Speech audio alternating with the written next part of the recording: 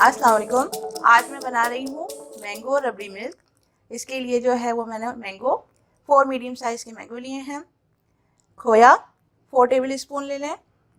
Bread slice इसको मैंने chop कर लिया है तकरीबन 2 के करीब। Cream half pack. Milk 1 litre. Sugar 5 tablespoon. ज़ाफ़रान 2 से 3 इसकी पत्तियाँ डलेंगी, इससे खुशबू बहुत अच्छी आती है। अब इसकी मैं जो है वो प्यूरी रेडी कर लूँगी।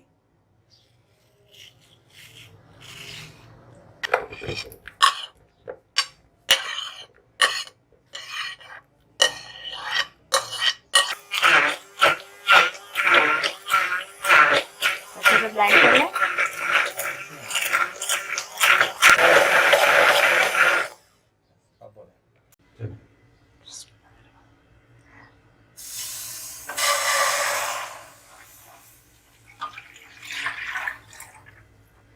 अब दूध को बॉईल करने के लिए मैंने रख दिया है और इसमें मैंने केसर जो है ऐड कर दिया है थोड़ा सा, और दूध को अब इतना उबालना है कि ये हाफ रह जाए। इससे ये थिक हो जाएगा और इसका टेस्ट जो है वो थोड़ा अच्छा हो जाता है, गाढ़ा हो जाता है। तो आप इसको हल्की आंच में पकाते जाएं। दूध को हल्की आंच पे रखना है और इसमें जब इस तरीके से मलाई आती जाए तो इसको साइड पे करते जाएं।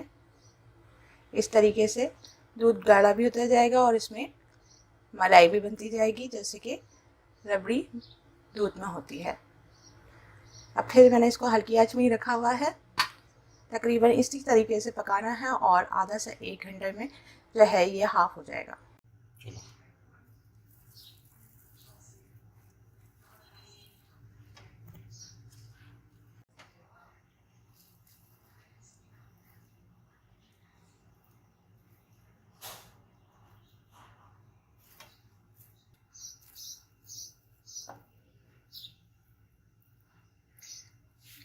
अब तकरीबन जो है ये दूध मैंने इसको आधा घंटा से ज़्यादा हो गया है और पकाया है और ये हाफ रह गया है क्वांटिटी में।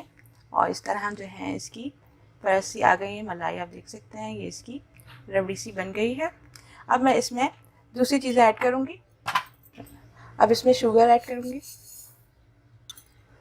क्रीम, खोया,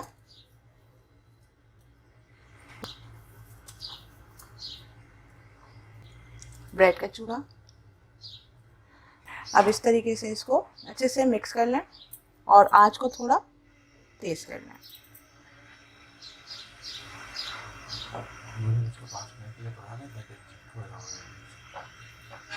अब इसको 5 से 10 मिनट के लिए जो है वो आप तेज़ आंच में पका लें। और ये इसका कलर भी चेंज हो गया है, हल्का गुलाबी सा हो गया है और इसका टेस्ट भी बहुत अच्छा है। पकाने के बाद जो है आप इसको रूम टेम्परेचर में कर लें। फिर इसके बाद इसमें मैंगो प्यूरी को ऐड करेगा।